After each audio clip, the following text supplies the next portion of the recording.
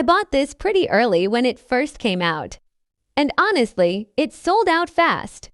The $159 version was basically gone in minutes. So I ended up getting the white one during pre-sale. It took a while to arrive. But here it is. Personally, I still think the best-looking colors for a car interior are red or black. They just look more premium and a bit sexy. Pink? It's kind of wild.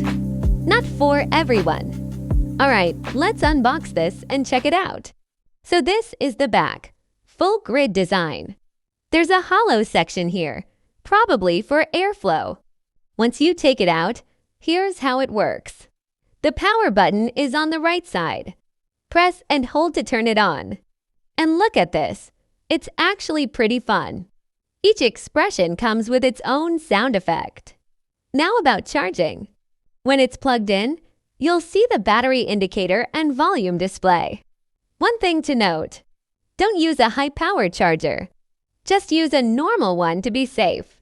After charging, you can just place it on your dashboard. But be careful. If your car sits under strong sunlight for too long, it could get really hot and potentially damage the device. Alright, that's it for today's video. See you in the next one.